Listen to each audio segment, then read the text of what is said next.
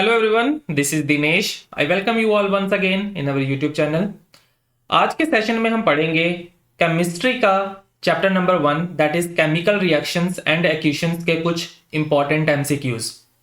सबसे पहले मैं आपको बता दूं कि इस यूनिट में से टोटल 5 मार्क्स का क्वेश्चन पूछा जाता है बोर्ड एग्जाम के अंदर, जिसमें से 2 क्वेश्चंस एमसीक्यू बेस्ड रहेंगे या very short answer type questions रह सकते हैं जो 1 मार्क्स के लिए रहेंगे, और एक क्वेश्चन 3 मार्क्स के लिए रहेगा जो कि शॉर्ट आंसर टाइप क्वेश्चन में आएगा।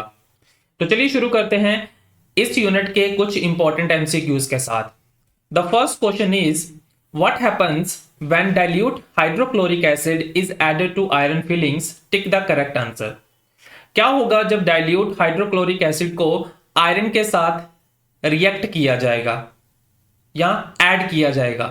तो नीचे दिए गए 4 ऑप्शंस में से हमें क्या प्रोडक्ट मिल सकता है? Hydrogen gas and iron chloride are produced, chlorine gas and iron hydroxide are produced, no reaction takes place, or iron salt and water are produced. Let us see. Hydrochloric acid यानी कि HCl जब add किया जाएगा iron के साथ यानी कि Fe के साथ, तो आयरन यहां पे क्या है? मेटल है। HCl क्या है? एसिड है। तो जब मेटल और एसिड की रिएक्शन होती है तो यहां पे क्या बनते हैं? क्लोराइड्स बनते हैं, मेटल क्लोराइड्स, और साथ में हाइड्रोजन गैस जो है वो इवॉल्व होती है। तो मेटल क्लोराइड्स यानी कि यहां पे आयरन जो है वो हाइड्रोजन क्लोराइड के साथ जब ऐड किया जाएगा तो यहां पे FeCl2 iron chloride plus hydrogen gas evolve होगी।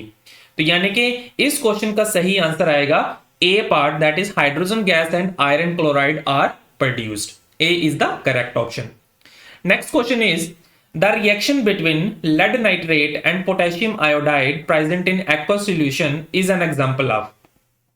लेड नाइट्रेट और पोटेशियम आयोडाइड के बीच में जो रिएक्शन होती है एक्वस सॉल्यूशन में, वो किसकी एग्जांपल है? कौन सी रिएक्शन है वो? डिकम्पोजिशन, डिस्प्लेसमेंट, डबल डिस्प्लेसमेंट और न्यूट्रलाइजेशन रिएक्शन।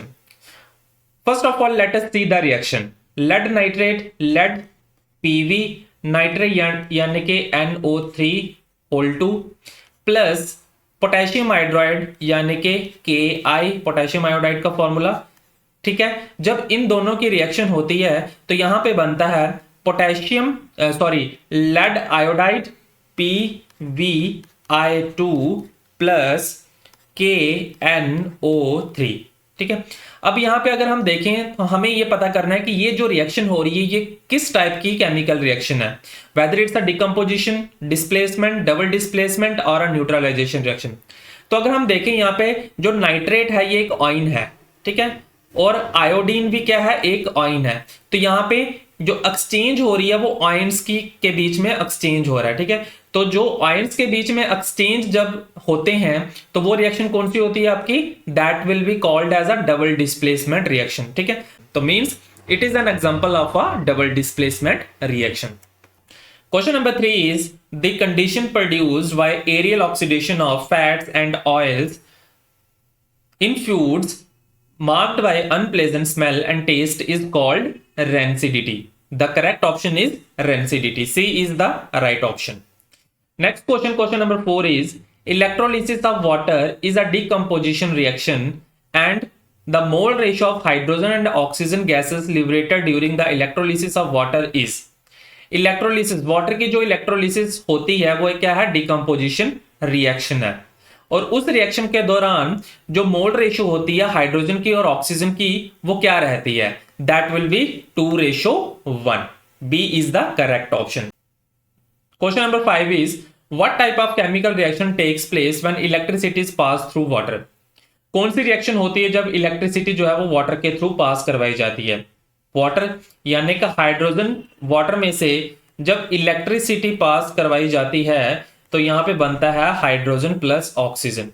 तो जो रिएक्शन इलेक्ट्रिसिटी की प्रेजेंस में होती है वो क्या होती है? हमारी डीकंपोजिशन रिएक्शन। डीकंपोजिशन आपने पढ़ा होगा, डीकंपोजिशन रिएक्शंस जो होती हैं वहां पे क्या होता है? A single substance splits up into 2 or more substances, और वो जो रिएक्शन होती है वो होती है in the presence of heat, light and electricity. C is the correct option. Decomposition reactions will take place in the presence of electricity, light and heat. ये आपने ध्यान रखना है। Next question, question number 6 is which of the following is an endothermic reaction? Dilution of sulphuric acid, sublimation of dry ice, condensation of water vapours और respiration of human beings. इनमें से चार option में से कौन सी रिएक्शन जो है वो एंडोथर्मिक रिएक्शन है? एंडोथर्मिक रिएक्शन यानी कि जिसमें हीट एब्जॉर्ब होती है, ये आपने ध्यान रखना है। एंडोथर्मिक रिएक्शन कौन सी होती है? जिसमें हीट एब्जॉर्ब होती है, ठीक है, एब्जॉर्ब। और एक्सोथर्मिक रिएक्शन वो होती है जिसमें हीट इवॉल्व होती है। तो यहाँ पे जो चार ऑप्शंस दिए हैं इसमें हीट कहां पे एब्जॉर्ब होती है, कौन सा प्रोसेस के थ्रू हीट जो है वो एब्जॉर्ब होती है? वो होती है आपके बी ऑप्शन में, सब्लिमेशन ऑफ ड्राई आइस। इसमें हीट जो है वो एब्जॉर्ब होती है, ठीक है। तो B is the correct option. Question number 7 is oxidation is a process which involves. Oxidation वो प्रोसेस है जिसमें क्या होता है? एडिशन ऑफ ऑक्सीजन होते हैं या addition of hydrogen, removal of oxygen और रिमूवल ऑफ हाइड्रोजन। तो oxidation is a process in which the addition of oxygen to a substance takes place, या फिर हम कह सकते हैं in which the removal of hydrogen from a substance takes place. If we take an example, let us see if copper oxide plus hydrogen is reacted or heated, then copper and water are formed. अब यहां पे oxidation कहां पे हो रहा है? Oxidation के हमें पता है ऑक्सीडेशन क्या है? एडिशन ऑफ ऑक्सीजन और रिमूवल ऑफ हाइड्रोजन, ठीक है। तो यहां पे addition of oxygen, let us see, hydrogen से वाटर बन रहा है, ठीक है। तो यहां पे हाइड्रोजन के साथ क्या हो रहा है? यहां पे ऐड हो रहा है क्या? एडिशन ऑफ ऑक्सीजन हो रहा है।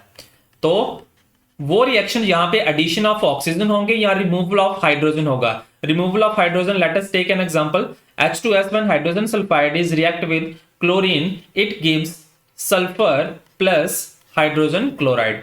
अब लेट अस सी, यहां पे देखिए, अगर हम ध्यान से देखें तो यहां पे हाइड्रोजन जो है वो रिमूव हो रहा है, ठीक है। Removal of hydrogen, see, hydrogen sulphide में से हाइड्रोजन रिमूव होके सल्फर बन रहा है, तो that is removal of hydrogen, ठीक है। तो ये दोनों जो एग्जांपल्स हैं, that both examples are the examples of redox reaction। और redox reaction कौन सी होती हैं? ऑक्सीडेशन एंड रिडक्शन रिएक्शंस, ठीक है। तो आप ये दोनों एग्जांपल जो है वो ऑक्सीडेशन एंड रिडक्शन रिएक्शंस के अंदर लिख सकते हैं। तो ऑक्सीडेशन एक वो प्रोसेस है जिसमें addition of oxygen and removal of hydrogen takes place. तो देखिए, एडिशन ऑफ ऑक्सीजन ये तो सही है, एडिशन ऑफ हाइड्रोजन ये गलत है, रिमूवल ऑफ ऑक्सीजन गलत है, रिमूवल ऑफ हाइड्रोजन गलत है। तो A is the correct option, addition of oxygen takes place. Next question, question number 8 is a substance which oxidize itself and reduces the other is known as।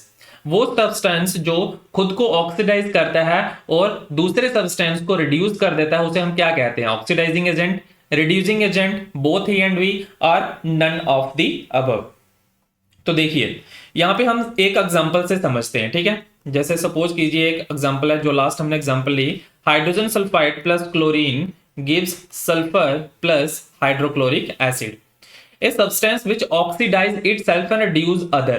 वो substance जो खुद को oxidise करता है, ठीक है, और दूसरों को रिड्यूस कर देता है, दूसरे को रिड्यूस कर देता है, उसे हम क्या कहते हैं? उसे हम रिड्यूसिंग एजेंट कहते हैं, ठीक है। जो दूसरे सब्सटेंस को रिड्यूस कर देता है that is called a reducing agent. अब यहां पे अगर देखें तो यहां पे हाइड्रोजन सल्फाइड जो है that is supplying hydrogen to chlorine, ठीक है, that is supplying hydrogen to chlorine. ये हाइड्रोजन सल्फाइड जो है वो क्या कर रहा है? सप्लाई कर रहा है क्लोरीन हाइड्रोजन को, किसे? क्लोरीन को, फॉर रिडक्शन के लिए। तो देयरफॉर यहां पे क्या होगा? Hydrogen sulphide is a reducing agent. यहां पे जो हाइड्रोजन सल्फाइड है वो क्या है? रिड्यूसिंग एजेंट है। क्यों? Why it is a reducing agent? Because it is supplying hydrogen to the hydrogen to chlorine for reduction, ठीक है। तो यहां पे आएगा option B is the correct option, it is a reducing agent. Next question, question number 9 is in an electrolytic cell where electrolysis is carried, anode has positive charge, negative charge connected to the negative terminal of the battery, none of this is correct. तो सबसे पहले हम देखेंगे electrolytic cell होता क्या है। Electrolytic cell क्या है? Electrolytic cell is a electrochemical cell that uses electrical energy to derive a non-redox reaction, उसे हम इलेक्ट्रोलिटिक सेल कहते हैं। ठीक है, अब इलेक्ट्रोलिटिक सेल के 2 कंपोनेंट्स होते हैं, 2 कंपोनेंट्स होते हैं इसके। ठीक है, एक कंपोनेंट को कहते हैं हम electrolytic solution, first electrolytic solution एक होता है। ठीक है, और दूसरा कंपोनेंट होता है इलेक्ट्रोड्स। इलेक्ट्रोड्स यानी कि ये एनोड और कैथोड। जो एनोड और एंड होता है वो होता है पॉजिटिवली चार्ज, और जो कैथोड एंड होता है वो होता है नेगेटिवली चार्ज। तो यहां पे पूछा है and in an electrolytic cell, ये इलेक्ट्रोलिटिक सेल है। ठीक है, where electrolysis is carried out, जिसके अंदर इलेक्ट्रोलिसिस होती है, उसमें एनोड जो होता है वो क्या होता है, पॉजिटिव चार्ज होता है, नेगेटिव चार्ज होता है, या फिर connected to the negative terminal, या फिर नन ऑफ दिस। तो यहां पे ऑप्शन आएगा पॉजिटिवली चार्ज। एनोड जो होता है वो क्या होता है, पॉजिटिवली चार्ज होता है। तो A is the correct option. Next question, question number 10 is which of the following reactions is not correct. नीचे दी गई रिएक्शंस में से कौन सी रिएक्शन सही नहीं है। फर्स्ट रिएक्शन है when zinc is reacted with copper sulfate solution, it forms zinc sulfate solution plus copper.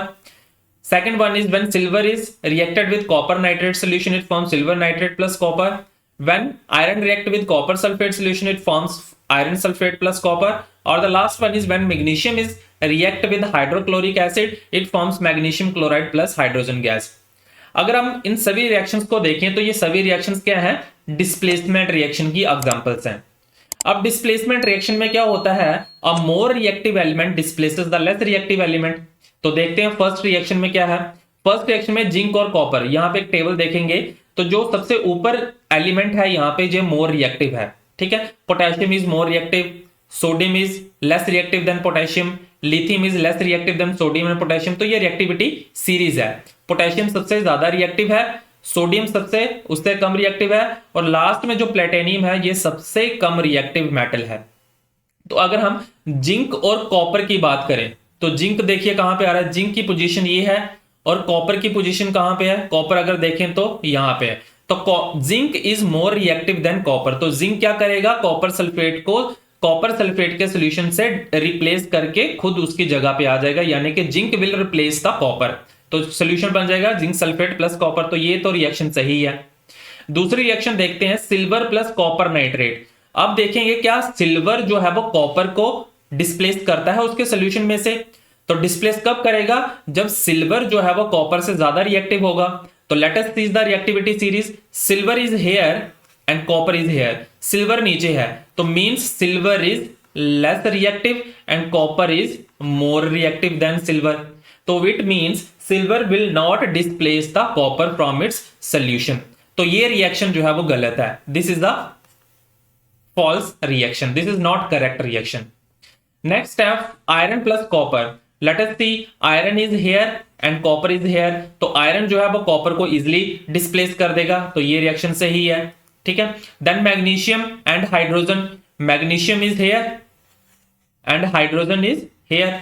तो मैग्नीशियम जो है वो मोर रिएक्टिव है एज कंपेयर टू हाइड्रोजन, तो मैग्नीशियम भी हाइड्रोजन को इजिली डिस्प्लेस कर देगा। तो यहां पे जो रिएक्शन सही नहीं है वो कौन सी है, silver plus copper nitrate gives silver nitrate plus copper. Silver copper को डिस्प्लेस नहीं करेगा उसके सोल्यूशन में से, क्योंकि सिल्वर लेस रिएक्टिव है एज कंपेयर टू कॉपर। तो B is the correct option. Next question is question number 11, copper displaces which of the following metals from its solution. Copper किस मेटल को डिस्प्लेस करेगा उसके salt solution में से। तो copper उसी को डिस्प्लेस करेगा जो उससे कम रिएक्टिव होगा।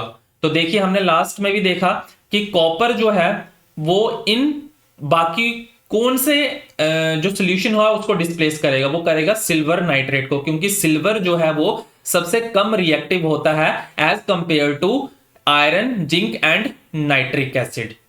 ठीक है, तो यहां पे जो ऑप्शन आएगा option C is the right option.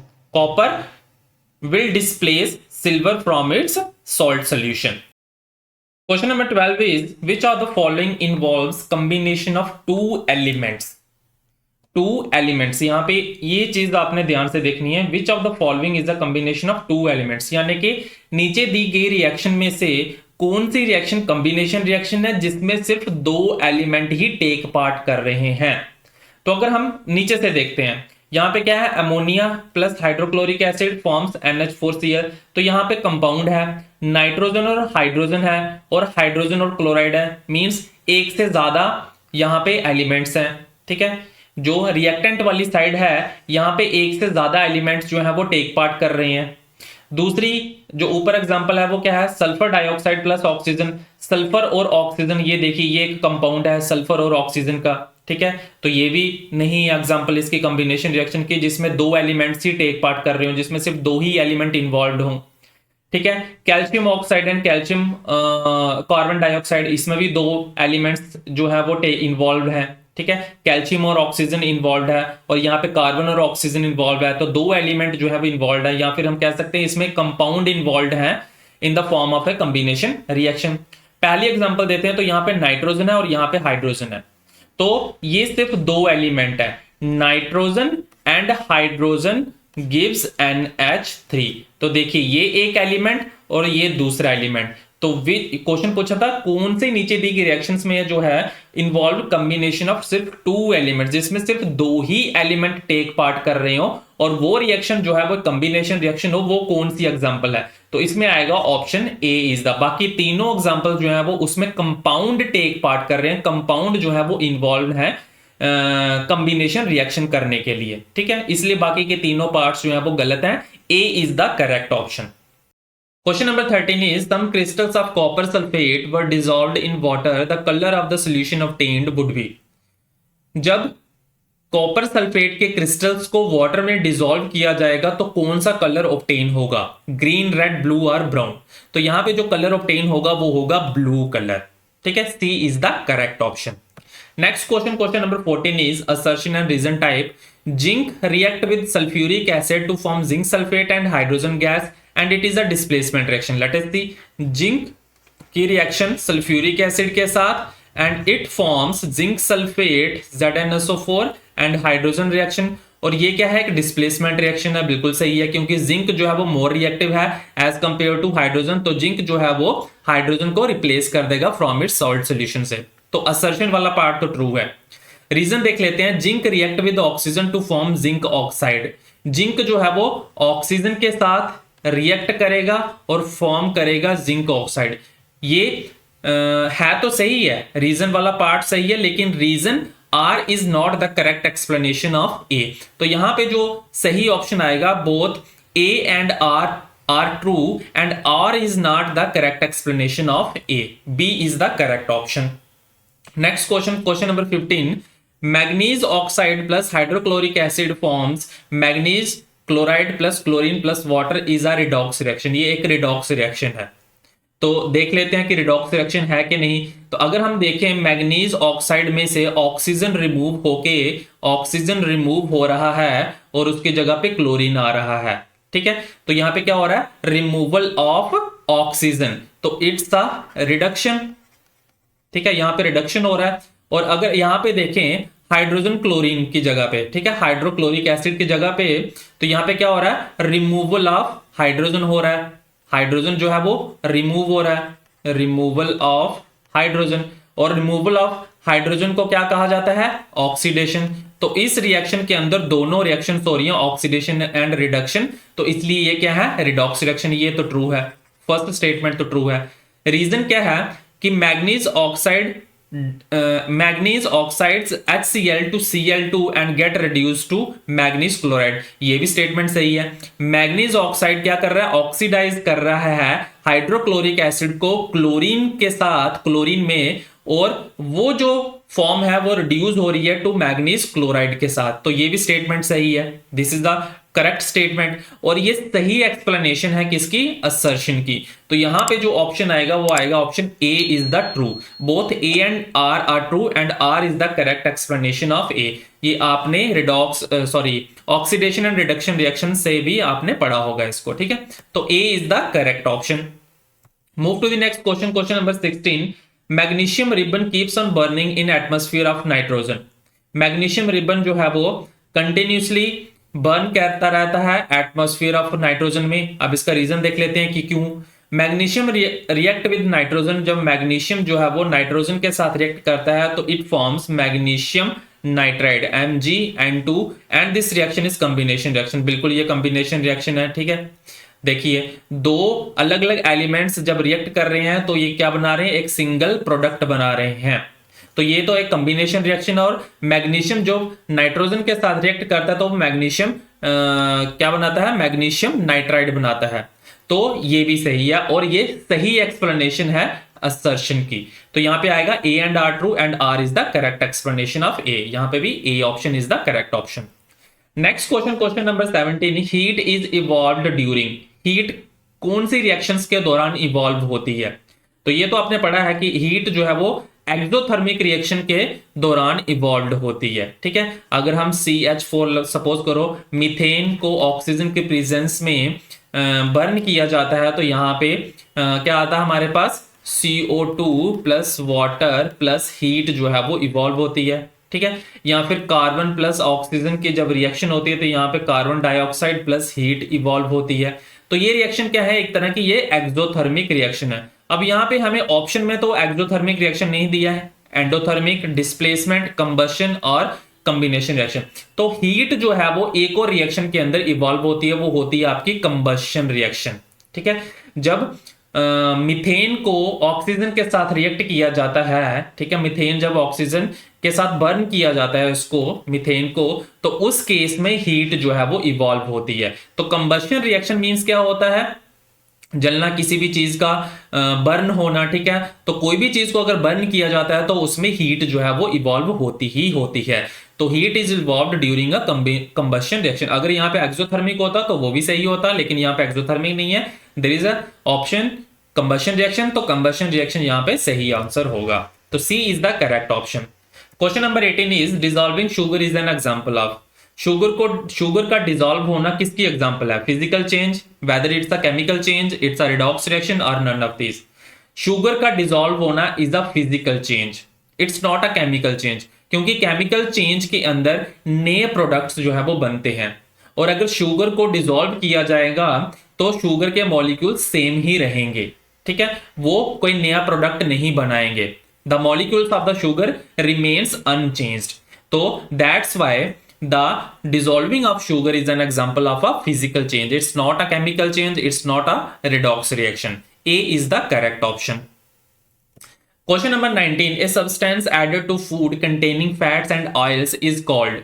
कौन सा सब्सटेंस होता है जो खाने के अंदर जो है वो मिक्स किया जाता है, ऐड किया जाता है, जिनके अंदर फैट्स और ऑयल्स प्रेजेंट होते हैं, उन्हें क्या कहा जाता है? एंटीऑक्सीडेंट कहा जाता है। अब दो तरह के एंटीऑक्सीडेंट जो आपने थ्योरी पार्ट में पढ़े होंगे वो होते हैं, एक होता है BHA, एक होता है BHT, जो हम उस फूड के अंदर डालते हैं जिनमें फैट और ऑयल्स प्रेजेंट होते हैं। BH यानी कि butyl hydroxyl anisole and BHT means butyl hydroxyl toluene, ठीक है। ये दो एंटीऑक्सीडेंट्स जो बेसिकली यूज किए जाते हैं।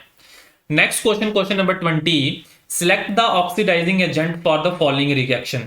इस रिएक्शन में ऑक्सीडाइजिंग एजेंट कौन सा है? अब ऑक्सीडाइजिंग एजेंट कौन सा होता है, नीचे एक्सप्लेनेशन में दिया है, this substance which removes hydrogen. वो सब्सटेंस जो हाइड्रोजन को रिमूव करता है उसे ऑक्सीडाइजिंग एजेंट कहा जाता है। तो इसमें से कौन सा ऑक्सीडाइजिंग एजेंट है? इसमें से अगर हम देखें तो I2 यानी कि iodine is an oxidising agent. क्यों? ये क्या कर रहा है? हाइड्रोजन को रिमूव कर रहा है from the hydrogen sulphide. Hydrogen sulphide में से आयोडीन जो है वो हाइड्रोजन सल्फाइड में से हाइड्रोजन को रिमूव कर रहा है, ठीक है, हाइड्रोजन सल्फाइड में से सल्फर को रिमूव कर रहा है और उसकी जगह पे I आ रहा है। तो यहां पे आएगा I2 यानी कि iodine is an oxidising agent, ठीक है। Next question, question number 21, chemically rust is. Rust का फॉर्मूला, केमिकल फॉर्मूला क्या होता है? रस्ट का जो केमिकल फॉर्मूला होता है वो होता है Fe2O3.X टाइम्स वाटर, और इसे क्या कहा जाता है? इसे कहा जाता है हाइड्रेटेड फेरिक ऑक्साइड, ठीक है। तो सही ऑप्शन आएगा option B, hydrated ferric oxide. Question number 22 is identify the X and Y in the following reaction. यहाँ पे हमने x और y की वैल्यू जो है वो फाइंड आउट करनी है, दीज आर x एंड y, ठीक है। मीन्स हमने इसको बैलेंस करना है। तो अगर हम इस रिएक्शन को कुछ इस तरह से लिखते हैं, copper plus HNO3 gives copper nitrate NO3 whole 2 plus NO2 plus water, ठीक है। अगर मैं यहाँ पे 4, यहाँ पे 2 और यहाँ पे 2 लिखता हूँ तो देखते हैं कि बैलेंस हुआ कि नहीं। कॉपर एक ही है, ठीक है, कॉपर इज बैलेंस्ड। हाइड्रोजन कितने हैं रिएक्टेंट वाली साइड में, 4 हैं, प्रोडक्ट में कितने आ गए, 2 2 जा 4 हो गए, हाइड्रोजन यहाँ पे भी 4 है। नाइट्रोजन की अगर बात करें तो नाइट्रोजन है यहाँ पे 4 और नाइट्रोजन यहाँ पे कितने हैं, 2 और 2 4, नाइट्रोजन इस साइड भी 4 है, नाइट्रोजन इस साइड भी 4 है, रिएक्टेंट और प्रोडक्ट वाली साइड में। ऑक्सीजन की अगर बात करें तो ऑक्सीजन है 4 3 12 और ऑक्सीजन यहाँ पे कितने हैं, 3 2 6, 6 एंड 2 2 4, 6 एंड 4 10, 10 एंड 2 12, ठीक है। तो ऑलरेडी सारे बैलेंस हो गए, ठीक है। तो हमें यहाँ पे x की जगह पे क्या मिला, 4 मिला, एंड y की जगह पे क्या मिला, 2 मिला। तो 4 and 2 is the correct option, A is the correct option. Question number 23, heating of limestone produces. अगर लाइमस्टोन को हीट किया जाता है तो क्या मिलता है। तो सबसे पहले लाइमस्टोन होता क्या है, लाइमस्टोन का जो केमिकल फॉर्मूला होता है वो होता है कैल्शियम कार्बोनेट CaCO3। जब इसको हीट किया जाता है तो हीट करने पे calcium oxide plus carbon dioxide जो है वो प्रोड्यूस होते हैं, ठीक है। तो अगर लाइमस्टोन को हीट किया जाता है तो it produces slaked lime, quick lime, lime water और कॉस्टिक सोडा। तो यहाँ पे कैल्शियम ऑक्साइड जो है वो प्रोड्यूस होता है और कैल्शियम ऑक्साइड का जो केमिकल नेम है उसे क्या कहा जाता है, क्विक लाइम कहा जाता है, ये आपने ध्यान रखना है, ठीक है। तो B is the correct option. Question number 24, the formation of quick lime and carbon dioxide from calcium carbonate is an example of, वही पीछे वाला क्वेश्चन आ गया, formation of quick lime and carbon dioxide from calcium carbonate. Calcium carbonate को जब heat किया जाता है तो हमें मिलता है calcium oxide, quick lime plus carbon dioxide. तो ये जो रिएक्शन है ये कौन सी रिएक्शन है, photochemical decomposition, thermal decomposition, oxidation और डिकम्पोजिशन।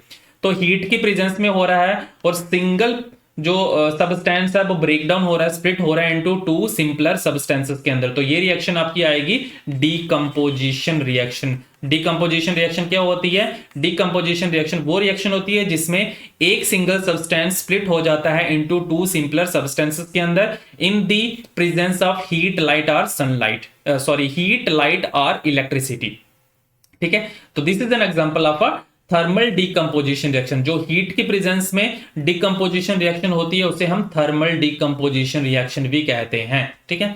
तो B is the correct option. Question number 25 is which one of the following can be decomposed by action of sunlight. नीचे दिए गए में से कौन सा जो कंपाउंड है वो डिकम्पोज हो जाएगा सनलाइट के प्रेजेंस में। तो ये आपने पढ़ा है डिकम्पोजिशन रिएक्शन के अंदर की AgBr, सिल्वर ब्रोमाइड जो है वो किसकी, सनलाइट की प्रेजेंस में डिकम्पोज हो जाता है into Ag, silver and bromine, ठीक है। तो silver bromide is the right option. Question number 26, which of the statement about the reaction below are incorrect. नीचे दी गई जो रिएक्शन है उसके जो स्टेटमेंट दी गई है उसके स्टेटमेंट में से कौन सी स्टेटमेंट सही है कौन सी गलत है, हमने इनकरेक्ट स्टेटमेंट के बारे में बताना है। लेड ऑक्साइड स्टेटमेंट क्या दिया है, लेड ऑक्साइड जब कार्बन के साथ रिएक्ट करता है तो लेड और कार्बन डाइऑक्साइड जो है वो फॉर्मेशन होती है इसकी। Options are, A option is given as, statement is given as lead is getting reduced. Lead जहां पे रिड्यूस्ड हो रहा है, लेड तो रिड्यूस नहीं हो रहा है, यहाँ पे रिड्यूस क्या हो रहा है, लेड ऑक्साइड रिड्यूस हो रहा है, not lead is reducing, lead oxide is reducing, तो ये तो गलत है, ठीक है। Carbon dioxide is getting oxidized, carbon dioxide, ये carbon dioxide is getting oxidized, carbon dioxide oxidize नहीं हो रहा, कार्बन ऑक्सीडाइज्ड हो रहा है यहाँ पे, तो ये स्टेटमेंट भी गलत है। कार्बन इज गेटिंग ऑक्सीडाइज्ड, अभी मैंने बताया कार्बन ऑक्सीडाइज्ड हो रहा है, ठीक है। Lead oxide is getting reduced, lead oxide बिल्कुल रेड ऑक्साइड जो है वो रिड्यूस हो रहा है इनटू लेड, ठीक है। तो यहाँ पे जो कौन से ऑप्शन सही है, A and B, A and C, A B and C and fourth all. हमें पूछा क्या है, which of the statement about the reaction below is incorrect, कौन सी स्टेटमेंट इनकरेक्ट है। तो A and B are incorrect and C and D are the correct statement. तो यहाँ पे जो सही ऑप्शन होगा वो होगा आपका ये वाला first one, A and B are the incorrect statements, ठीक है। तो this is the right option. Question number 27, Fe2O3 यानी कि iron oxide plus aluminium gives aluminium oxide plus iron. The above reaction is an example of, ये reaction किसकी example है? Combination, double displacement, decomposition और displacement.